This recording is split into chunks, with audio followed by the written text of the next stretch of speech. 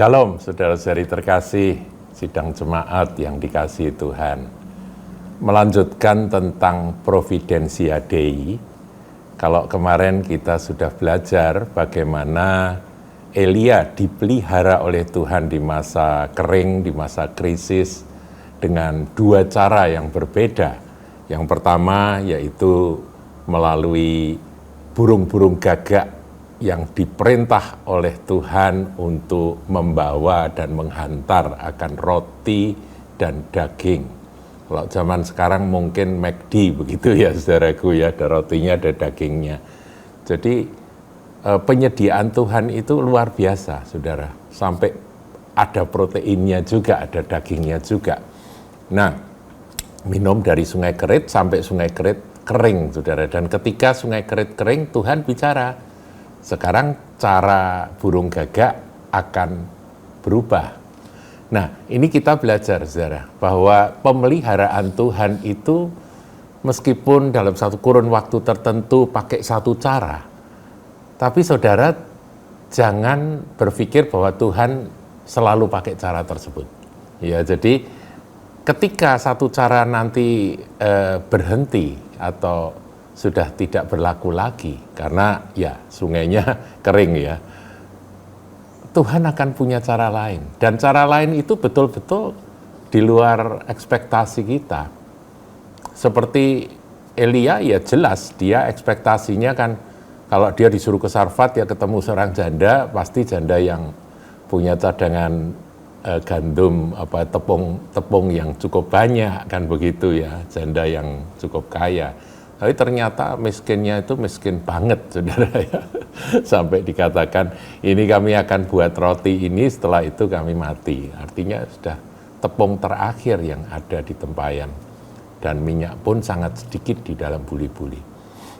Tapi kita lihat, saudaraku, Providentia Dei nyata, dan justru Elia bukan saja dipelihara, tetapi oleh kehadiran Elia, keluarga dari janda Sarfat dan putrinya itu dipelihara, bahkan diberkati Tuhan, yaitu ketika anaknya mati karena sakit, dia dibangkitkan oleh Elia.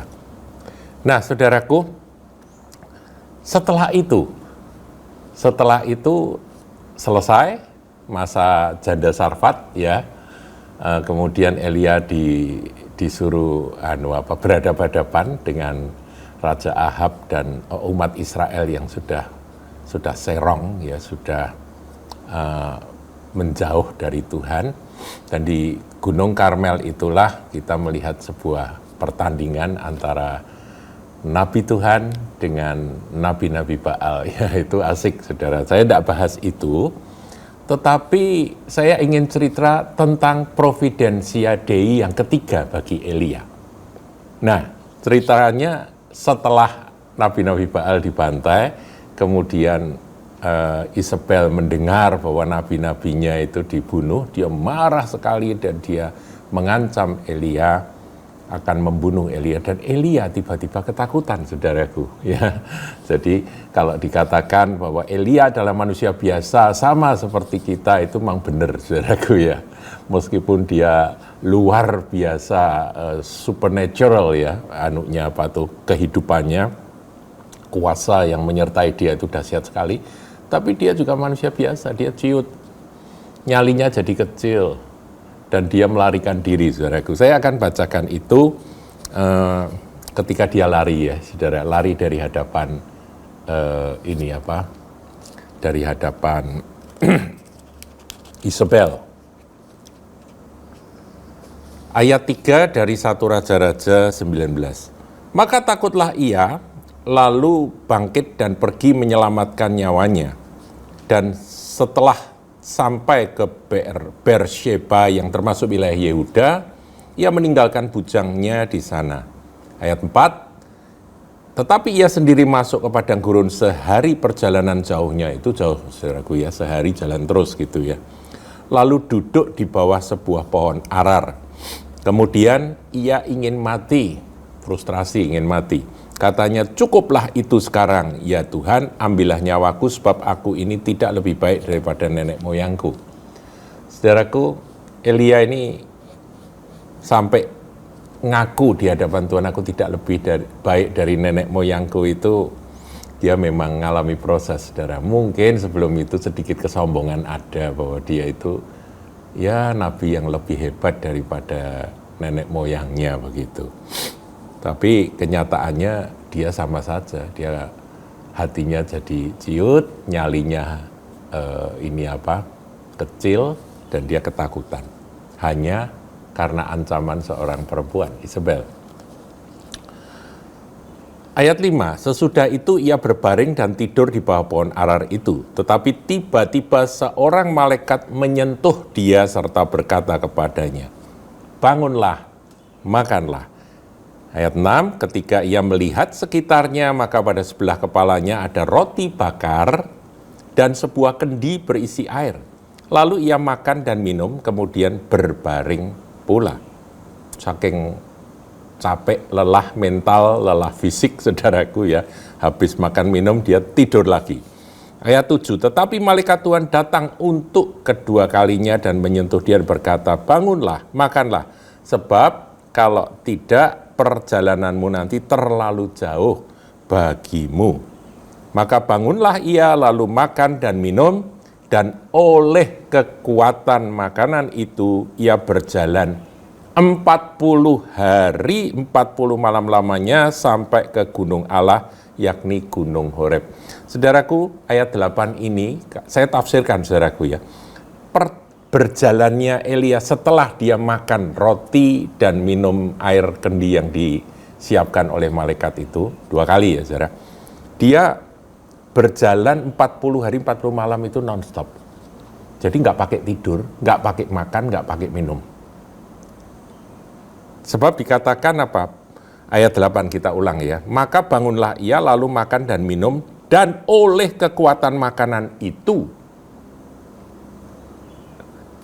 ia berjalan 40 hari 40 malam lamanya sampai ke gunung Allah, yakni Gunung Horeb. Nah, saudaraku, Providentia Dei, kalau kisah bagaimana dia dipelihara di tepi sungai Kerit, itu kan rotinya itu kan roti-roti entah dari mana yang diangkut dan dibawa oleh burung gagak, ya kan? Tapi itu roti di dunia ini, roti jasmani yang di dunia ini.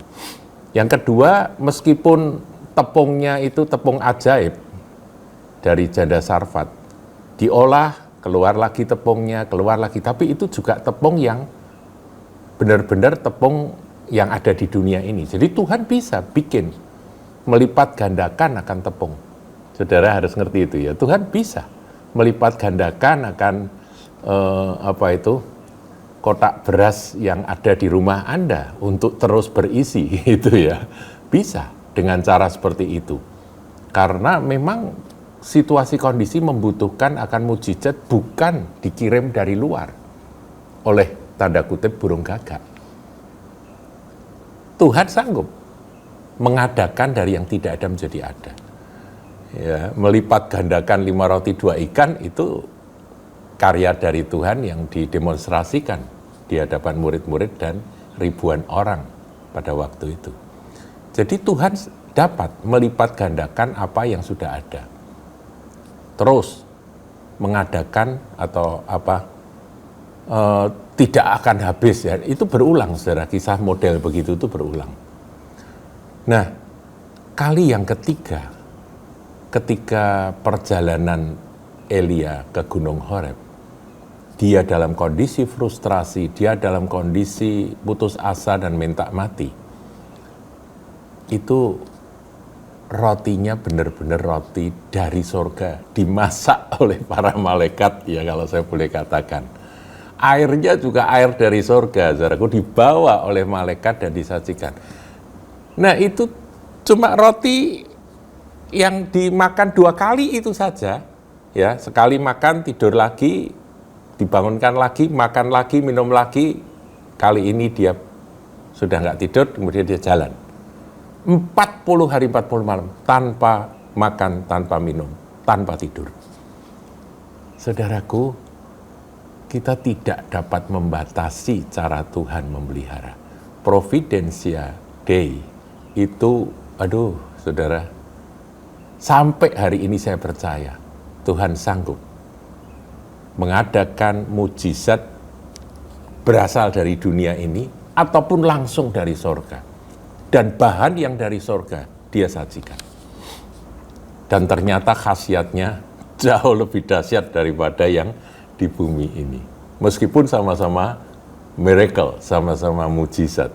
Ya, saya berharap saudara nangkep bagaimana providensia Dei dinyatakan di dalam Alkitab, dalam hamba-hambanya. Menghadapi akan situasi yang tidak menentu ke depan, ada inflasi, ada resesi, ada kelangkaan ini, kelangkaan itu. Puji Tuhan Indonesia dampaknya belum terlalu parah, tapi secara finansial pasti terdampak dan itu juga pasti akan menyangkut sektor real. Nah, kita harus bergantung sepenuh pada providensia Dei, penyediaan dari Bapa Surgawi. Bapamu yang di surga tahu apa yang engkau butuhkan. Jangan engkau khawatir akan apapun juga. Tuhan Yesus memberkati.